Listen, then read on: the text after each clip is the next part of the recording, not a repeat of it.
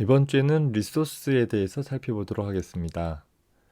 자바 프로그램에서 다뤘던 스윙 프로그램을 작성하는 것과 안드로이드 프로그래밍을 작성하는 데 있어서 어쩌면 가장 큰 차이는 바로 이 리소스라는 부분일 것 같습니다. 안드로이드 프로젝트에서 제공되는 리소스라는 것이 어떤 개념이고 또 왜 사용을 하는지 어떻게 사용하는지를 좀 잘 학습해 둘 수 있었으면 좋겠습니다. 하나의 안드로이드 프로그램은 자바로 작성되어진 코드 부분과 비코드 부분인 리소스라는 부분으로 구성되고 있습니다.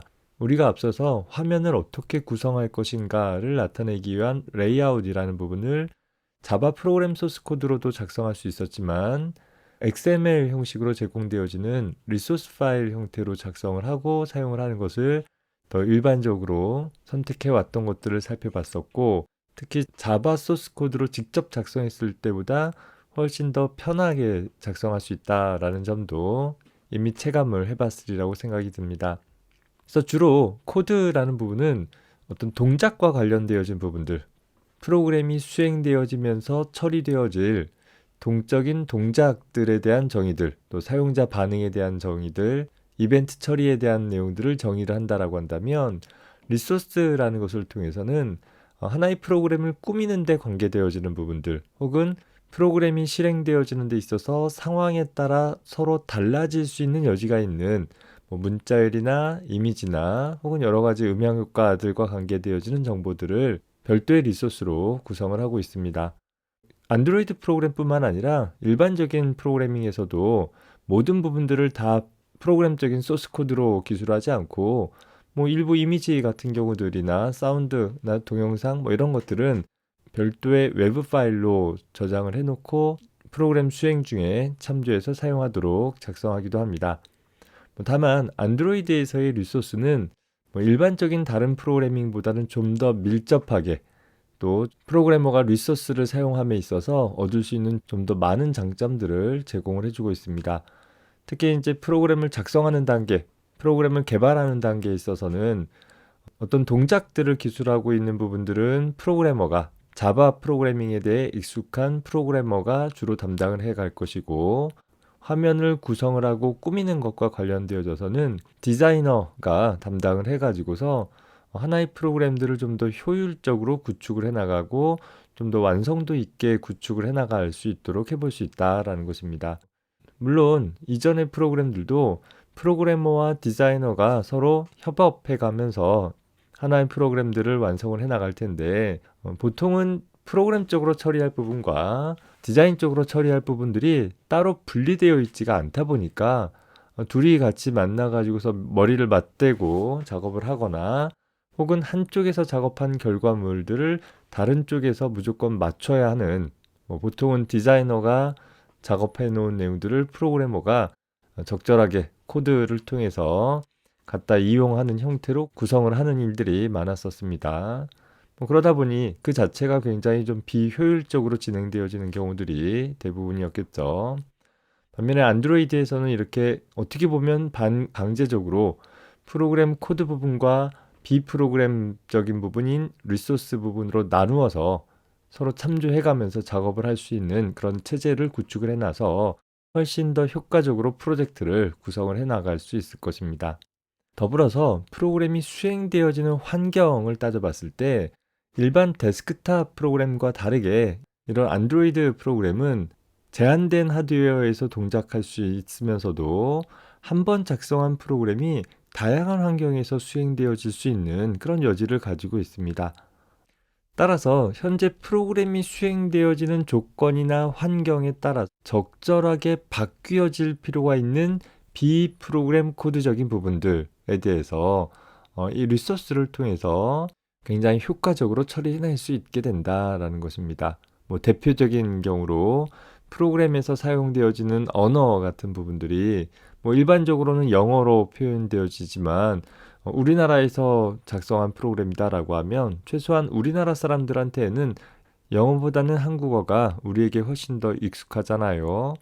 자, 그렇다라고 하면 이 한글 환경에서는 한글로 표현되어 줄 수 있었으면 좋겠고, 일본 환경에서는 일본어로, 중국 환경에서는 중국어로, 그 다음에 그 밖의 환경에서는 영어로 표기하도록 프로그램을 작성한다라고 하면 그걸 우리 프로그래머가 일일이 현재 내가 작성한 프로그램이 어떤 환경에서 동작하느냐를 감지해서 처리하는 것이 아니라 그저 우리는 리소스를 개별적으로 만들어 준비만 해놓으면 현재 그 프로그램이 수행되어지는 환경에서 자동적으로 필요한 리소스가 참조되어질 수 있도록 동작을 하고 있어요. 이미지 같은 경우도 마찬가지로 안드로이드 시스템 같은 경우는 다양한 화면 해상도를 지원을 하다 보니까 어떤 특정 사이즈의 이미지를 하나 제공을 해주면 어떤 시스템에서는 이미지 해상도가 너무 높아서 효율성이 떨어지고 또 어떤 시스템에서는 이미지 해상도가 너무 낮아서 효율성이 떨어지는 일이 발생될 수도 있다라는 거죠. 자, 그러다 보니까 우리 안드로이드 시스템에서는 여러 해상도를 갖는 리소스들을 개별적으로 준비를 해놔요. 그러면 역시 현재 프로그램이 수행되어지는 환경에 걸맞는 이미지 파일이 자동으로 선택되어져서 사용되어질 수 있다라는 것입니다. 그런 처리들을 위해서 프로그래머가 어떤 단 한 줄의 코드도 작성할 필요 없이 그저 리소스를 만들어만 놓으면 리소스들을 준비만 해놓으면 나머지 부분들은 다 안드로이드 시스템 내부에서 동작되어질 수 있다라는 것이 가장 큰 장점이 될 것입니다. 그래서 이런 리소스들을 잘 사용을 하면 디자이너와 개발자 사이에 좀 더 일을 잘 분담해서 처리해낼 수 있다라는 것보다는 더 큰 장점으로는 다양한 하드웨어적인 특징을 갖고 있는 혹은 소프트웨어적인 설정 사항들을 갖고 있는 상황에서 내가 작성한 프로그램이 수행되어질 때 현재 단말기의 종류나 해상도나 혹은 화면 크기 혹은 설정되어진 언어 혹은 사용자가 단말기를 사용하는 방향 이런 것들이 변경되었을 때 프로그래머 입장에서는 그런 어떤 다양한 설정들에 대한 고민을 할 필요 없이 그저 각 상황에서 필요한 리소스만 준비해 놓으면 내부적으로 자동적으로 해당하는 리소스가 선택되어져 사용되어질 수 있기 때문에 우리 프로그래머 입장에서는 훨씬 더 유연하게 동작할 수 있는 프로그램을 작성할 수 있고 또 유지보수하기 더 쉬운 좀 더 확장성이 있는 그런 프로그램을 만들어낼 수 있는 가능성을 높여주게 되는 것입니다. 그래서 뒤에 가서 우리 리소스 퀄리파이어라는 이름으로 다양한 단말 환경에서 가장 적합한 리소스를 자동으로 참조해 줄 수 있도록 할 수 있는 그렇게 참조되어질 수 있도록 리소스를 어떻게 구축을 하면 되는지를 간단하게 좀 살펴볼 것입니다. 그 전에 일단 기본적으로 리소스라는 것들을 어떻게 구성을 할 수 있고 또 어떻게 프로그램의 나머지 부분에서 참조할 수 있는지에 대한 기본적인 사항들을 먼저 살펴보도록 하겠습니다. 우리 앞서서 작성했던 그 레이아웃 파일이 있었죠. activity_main.xml이라는 기본적으로 내 프로젝트의 액티비티의 내용물을 채우는 데 사용되어졌던 레이아웃 파일이 바로 대표적인 리소스 파일이다 라는 거죠. 그랬을 때 우리가 제시되어진 activity_main.xml이라는 XML 문서 말고 다른 test.xml이라는 별도의 XML 문서를 만들었다라고 했을 때 그 기존의 activity_main.xml과 test.xml을 어떻게 구분을 했고 어떻게 식별을 해서 사용했는가를 가만히 따져보면 각각의 XML 문서에 대한 파일명을 가지고서 접근하는 것이 아니라 각각의 XML 문서를 만들어서 내 프로젝트에 리소스를 추가하게 되어지면 그 리소스 파일을 접근할 수 있도록 하는 아이디들이 내부적으로 만들어져서 제공이 되어지더라 라는 것이에요. 그래서 r.id. 어쩌고 라는 형태로 다양한 리소스에 대한 아이디가 제공이 되어지고 프로그래머는 자바 소스 코드에서이든 혹은 다른 리소스 파일에서이든 각각의 내가 접근하고자 하는 리소스에 대한 아이디를 통해서 해당하는 리소스를 참조하게끔 해주고 있습니다. 그래서 우리 프로그래머 입장에서는 간단한 레이아웃 파일을 하나 작성을 했다라고 하면 그 작성한 내용은 적절한 화면 구성을 담고 있다라고 했을 때 이렇게 화면을 구성을 하기 위해서 필요한 정보들을 XML 형식으로 작성을 해 놓은 것이죠.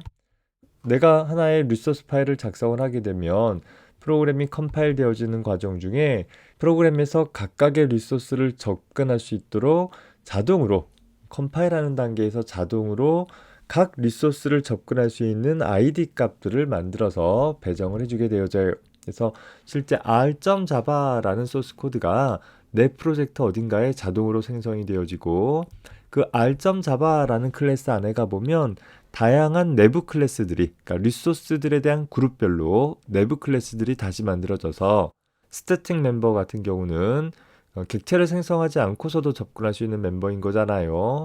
그래서 R이라는 클래스에서 제공하고 있는 레이아웃이다 라는 이름으로 r.layout이라는 표현을 썼고 또 그 안에 내부적으로 정의되어 있는 스태틱 상수이기 때문에 r.layout.activity_main이라는 이름을 통해 가지고서 우리는 이 아이디는 내부적으로 이 XML 문서를 가리키고 있는 거예요. 우리 눈에 보이지 않지만 내부적으로 이렇게 연결이 되어 있는 것이고 그 연결되어져 있는 리소스를 참조하고자 할 때마다 각각 고유한 ID 값들을 이용을 해주면 된다라는 것입니다. 그래서 실제로 메인 액티비티에서 프로그램적으로 r.layout.activity_main이라는 아이디를 통해서 실제 이 리소스 파일을 내부적으로 참조할 수 있도록 제공을 해주고 있다라는 것이죠. 각각의 리소스 파일을 따로 조작을 해서 해당하는 파일의 입출력 스트림을 통해 저장되어 있는 내용을 읽어오고 어쩌고 하는 것들이 아니라 그저 그런 모든 과정들은 안드로이드 시스템 내부적으로 처리가 되어지는 것이고 우리는 그저 내가 접근할 리소스에 대한 ID 값만을 기억하고 있으면 된다. 이렇게 정리해 줍시다. 안드로이드에서 제공되어지는 몇 가지 기본적인 리소스들, 그 중에서 우리가 사용해 볼 리소스들은 다음과 같은 것들이 있을 것입니다. 자, 앞에서 보면 리소스라는 폴더 밑에 레이아웃이라는 폴더 밑에 만들어진 레이아웃 파일이죠. 이렇게 각각의 리소스들은 관리 목적상 하나의 그룹으로 별도의 폴더로 나뉘어져서 하나의 그룹으로 묶여서 사용이 되어집니다. 다시 말해 모든 레이아웃 파일들은 리소스 폴더 밑에 레이아웃 폴더 밑에 위치하게 되는 것이죠. 다시 말해서 자바 소스 코드로 본다면 R이라는 클래스가 이 리소스라는 폴더를 나타내는 것이고 그 안에 있는 레이아웃이라는 내부 클래스가 이 중간 단계에 있는 폴더명이 될 것이고 그리고 그 안에 담겨져 있는 상수값이 해당하는 파일에 대한 ID 값들을 나타내 준다라는 것입니다. 자, 그래서 현재 리소스 폴더 밑에 레이아웃이라는 폴더는 현재 각종 레이아웃 파일들을 담고 있는 그런 하나의 그룹이 되는 것이죠. 그래서 이 레이아웃 파일에 있는 내용들을 읽어드리기 위해서는 우리 앞에서 수동 전개하는 방법을 통해서 배웠었는데 그 전개자 객체를 통해서 inflate라는 메서드를 통해 현재 특정 XML 문서에 기록되어져 있는 내용들을 전개할 수 있는 객체화할 수 있는 일들을 수행을 할 수 있었습니다. 자, 그것 말고 우리가 이미지를 한번 사용해 봤던 적들이 있었어요. 그때 거의 다짜고짜 이렇게 하면 이런 결과가 나온다라는 식으로 이미지를 사용을 했었는데 사실 이미지 같은 경우도 대표적인 리소스 중에 하나일 거예요. 안드로이드 프로그래밍에서 사용하는 각종 이미지들은 리소스 폴더 밑에 drawable이라는 폴더를 하나 만들고 그 안에 XML 형식으로 어떻게 그려질지를 직접 기술할 수도 있고 아니면 특정한 그림 내용들을 담고 있는 이미지 파일을 직접 저장해 놓을 수도 있다라는 것이에요. 그럼 역시 그 내용들은 프로그램적으로 getDrawable이라는 메서드를 통해서 뭔가 화면에 그려질 요소들에 대한 리소스들을 프로그램 소스 코드로 참조를 해나갈 수 있게 되는 것입니다. 메뉴라는 것도 있어요. 우리 안드로이드 시스템에도 보면 이제 모든 사용자가 사용할 수 있는 모든 기능들을 화면에 다 배치를 하면 복잡하니까 일부 잘 사용되어지지 않을 것 같은 기능들은 메뉴 안에 따로 숨겨 놓을 수 있는데 메뉴라는 리소스가 따로 있어서 리소스 폴더 밑에 메뉴라는 리소스 폴더를 하나 추가하고 그 안에 하위 메뉴 시스템들을 쭉 태그를 통해서 구축을 해주면 역시 메뉴 파일은 우리 inflate라는 메서드를 통해서 수동 전개해 가지고서 프로그램에 부착해서 사용할 수 있을 것입니다. 자, 반면에 이런 드로블이나 레이아웃이나 메뉴 등과 다르게 values라는 폴더는 리소스 폴더 밑에 values라는 폴더가 있는데 그 values라는 폴더는 프로그램에서 사용하는 어떤 상수값 같은 경우들을 하나의 리소스로 정의를 해 놓는다라고 생각하면 되겠어요.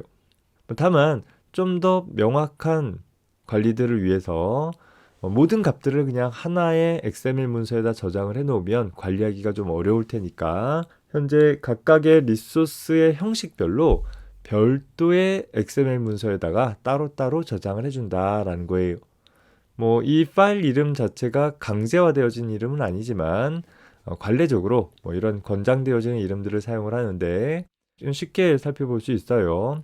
문자열 같은 경우는 이 XML 문서 안에 여러 개의 문자열들이 들어가 있을 테니까 strings라고 해서 어떤 복수 형태를 사용을 해서 문자열들을 담고 있다라는 거예요. 마찬가지로 정수를 담고 있는 리소스 파일은 integers.xml, bool 값을 갖고 있다면 bools.xml, 문자열의 배열이다 stringsarray.xml, 정수 배열이다 integerarrays.xml, 색상 코드 값들을 갖고 있다 colors.xml, 어떤 각종 크기에 대한 정보들을 담고 있다 dimensions.xml, 어떤 스타일이나 테마 정보에 대한 정보들을 담고 있다 styles.xml, 이런 식으로 내가 저장하고 있는 각각의 부분들을 별도의 XML로 분리해서 구성을 해주게 되어집니다. 각각의 XML 문서는 XML 형식으로 기술을 하게 되어지니까 이런 태그들이 사용되어지겠죠. 그래서 strings.xml에는 그러니까 다양한 문자열들을 저장하기 위해서는 하나의 문자열을 지정하기 위해서 string이라는 엘리먼트, 그러니까 소위 string이라는 태그를 가지고서 하나의 문자열에 대한 정보를 기록을 해놓는다라는 거예요. 정수는 인티저, bool 타입은 bool, 문자열의 배열은 string array, 정수 배열은 integer array, 또 색상 코드 값은 color, 크기에 대한 정보는 dimension의 약자겠죠. dimen, 스타일은 style 되어 있어요. 그래서 우리가 사용하고자 하는 엘리먼트의 이름에다가 그냥 s 붙여놓은 것이 권장되어지는 values라는 그러니까 값들을 저장하고 있는 리소스에 대한 파일 이름이다라는 것입니다. 특별하게 이점이 있지 않는 이상은 우리는 가급적이면 권장된 사용 방법들을 익히고 사용을 해나가는 것이 궁극적으로 좀 더 도움이 되고 가독성 있는 코드를 만드는데 기여를 할 것입니다. 이런 각각의 XML들은 역시 프로그램적으로 접근을 하기 위해서 보면 get 어쩌구라는 메서드를 사용을 하고 있어요. 문자열이냐, 정수이냐, 부울린이냐, 문자열의 배열이냐, 정수의 배열이냐, 아니면 하나의 색상 코드이냐, 아니면 크기에 대한 정보이냐에 따라서 get 어쩌구라는 메서드를 통해 각각의 리소스 파일에 정의되어져 있는 값들을 얻을 수 있게 되는 것입니다. 물론 전제 조건은 인플레이트 호출을 하기 위해서는 전개자 객체가 필요했듯이 이 get 어쩌구라는 메서드는 기본적으로 리소스에 대한 참조를 가지고 있는 객체로부터 호출을 해야지만 적절하게 동작이 될 거예요. 구체적인 방법은 우리 뒤에 가서 다시 살펴봅시다. 제일 아래쪽에 보면 row라는 디렉토리가 리소스 폴더 밑에 row라는 디렉토리가 하나 있을 수 있는데 이 row라는 디렉토리는 말 그대로 raw 데이터, 즉 날것이죠. 어떤 가공하지 않는, 가공할 필요가 없는 그런 데이터들을 직접 저장하는 그런 리소스이기도 해요. 예를 들어서 프로그램 내부에서 어떤 동영상 같은 것들을 재생할 필요가 있다라고 한다면 그 동영상 자체로 이미 적절한 방식으로 인코딩 되어져서 소위 압축되어져서 크기를 최소한 형태로 또 적절하게 조작되어질 수 있도록 어떤 나름의 형식으로 저장을 해 놓은 것이기 때문에 그런 동영상 파일 같은 경우를 다른 형식의 바이너리로 변환을 한다라는 것이 그다지 필요하지도 않고 또 변환했을 때 이점도 없게 되더라라는 거예요. 그래서 그냥 있는 그대로 저장한다라는 의미로 row라는 폴더도 제공이 된다. 그렇다면 반대로 이 나머지 얘네들은 있는 그대로 정의되는 것이 아니라 어떻게 다른 처리가 일어나는가 생각해 볼 수 있는데 XML 문서 하나하나가 보면 개별적으로 텍스트 파일 형식인 거잖아요. 그러다 보니까 예를 들어서 우리 레이아웃 파일 같은 것만 하더라도 그 안에 굉장히 많은 수의 태그 엘리먼트들이 속성에 대한 정보들이 같이 기술이 되어지면서 장황하게 표시가 되고 있어요. 자, 그걸 ASCII 형식의 텍스트 파일 형태로 저장이 되어 있어서 우리는 손쉽게 또 특정 프로그램에 종속되어지지 않고 레이아웃 파일을 수정할 수 있다라는 점에서는 분명히 장점이기는 하는데 실행하는 단계에서는 텍스트 파일이라는 것은 화면에 표시되어질 문자 하나하나마다 다 ASCII 코드 값으로 8비트 코드 값으로 다 변환해서 저장하는 거잖아요. 예를 들어서 123,456이라는 어떤 숫자가 있다라고 한다면 얘가 하나의 정수 데이터이다라고 하면 그저 아무리 큰 정수도 4바이트, 즉 32비트로 충분하게 표현할 수 있을 거예요. 그런데 그 값들을 123,456이라는 6개의 문자로 구성되어진 하나의 정수를 텍스트 파일 형식으로 저장을 하게 되어지면 이제는 1에 대한 문자, 2에 대한 문자, 3에 대한 문자 등등등등 해서 각각의 표시되어질 개별적인 문자들에 대해서 일일이 다 아스키 코드로 변환되어져서 저장이 되어 있는 것이다 라는 것입니다. 따라서 그냥 극단적인 예이긴 하지만 하나의 정수 데이터로 저장되어 있으면 4바이트만 읽어드리면 되는데 아스키 파일 형식으로 저장이 됐다라고 하면 이제 123,456이라는 값을 읽어드리기 위해서 6바이트를 읽어야지만 처리를 할 수 있는, 또 그 6바이트 읽어드린 내용을 가지고서 하나의 정수값으로 변환해주는 처리를 해줘야지만 사용을 할 수 있게 된다라는 거예요. 뭔가 저장 공간도 많이 차지할 것이고 또 동작도 수행 속도도 좀 상대적으로 떨어뜨려 버리게 되어지는 그런 한계들이 있는 방법이죠. 물론 텍스트 에디터만 있다라고 하면 그 내용을 볼 수 있다. 그래서 어떤 특정 환경에 종속적이지 않을 수 있다라는 점은 장점이기는 하나 프로그램이 실행되는 동안에는 다소 효율적이지 않을 수 있기 때문에 이런 리소스들은 프로그램이 컴파일 되어지는 과정 중에서 각각의 리소스들도 필요에 따라 다시 적절한 형태의 바이너리로 컴파일 되어지는, 그러니까 바이너리 파일로 변환되어지는 일들을 겪게 될 것이에요. 현재 안드로이드 SDK 설치되어진 폴더에 가보면 aapt.exe라는 실행 파일이 있는데 이것이 바로 리소스 컴파일러 이름이다라는 것입니다. 어느 폴더에 있는 어떤 리소스 파일이냐에 따라서 리소스들을 각각 판별을 해서 정해진 방식으로 컴파일을 해주는 작업들을 수행을 하게 됩니다. 레이아웃 파일 같은 경우에는 단순한 이진 파일 형태로 변환할 것이고 문자열 같은 경우에는 스트링 타입으로 해서 실행 파일에 포함되어지도록 처리되어지기도 한다라는 거예요. 반면에 이미지 파일 같은 경우는 앞에 동영상도 그렇지만 이미지 같은 경우도 이미 나름의 어떤 형식을 가지면서 나름 최적화되어진 그런 방법으로 이미 파일의 형태로 저장이 되어 있기 때문에 그걸 다시 별도로 컴파일한다라는 것은 또 다른 형태의 바이너리로 변환한다라고 했을 때 얻을 수 있는 이점이 별로 없다라는 것이죠. 그래서 동영상과 마찬가지로 대부분의 이미지 파일도 그냥 있는 그대로 유지를 하는 정책들을 취하게 될 것이에요. 그래서 이런 다양한 형태의 리소스들은 프로그램 내부의 다양한 부분에서 손쉽게 접근할 수 있도록 하기 위해 별도의 아이디들이 하나씩 배정이 된다라고 했었습니다. 그래서 r.java라는 소스 코드가 프로젝트가 생성돼서 컴파일 되어질 때 자동으로 생성이 되어지는데 우리 초기에 안드로이드 프로그래밍 할 때는 이 r.java라는 코드가 쉽게 노출되어 있어서 실제 우리가 저 코드를 열고 저 코드 안에 있는 값들을 막 수정하는 것들이 그냥 무방비 상태로 노출이 되어졌어요. 그런데 안드로이드 스튜디오 들어오면서 이 r.java라는 소스 코드가 여전히 생성되어지긴 하지만 이걸 사용자들에게 노출을 했을 때 오히려 훼손의 여지만 있다라고 판단되어져서 내부적으로 숨겨놔 버리고 있습니다. 물론 우리가 찾아가는 방법을 통해 가지고서 실제 이 r.java를 찾아볼 수는 있지만 그건 딱 거기까지인 거죠. r.java 내에 있는 어떠한 내용도 바꿔버리게 되면 이 프로젝트 정보가 좀 깨져버리게 되는, 해당하는 리소스를 참조할 수 없게 되어지는 문제점들이 발생할 수도 있다라는 것입니다.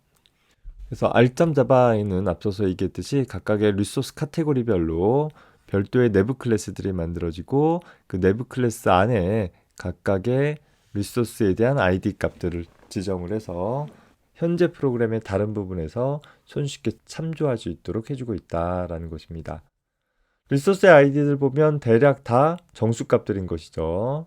그러다 보니까 이제 뒤에 가서 다루겠지만 우리 안드로이드 SDK에서 제공되어지는 많은 설정 함수들 보면 함수의 인자로 정수를 받는 경우들이 있을 때 그 정수가 의미하는 것이 리소스에 대한 아이디인 것인지 아니면 일반 그냥 데이터로서의 정수인지 이런 것들을 좀 잘 살펴볼 필요가 있을 것입니다. 우리 앞서서도 한번 소개했던 적이 있었죠. 자, 이런 리소스들을 잘 구축을 했다라고 한다면 이제 그 구축되어진 리소스를 프로그램에서 사용할 수 있어야 되겠죠.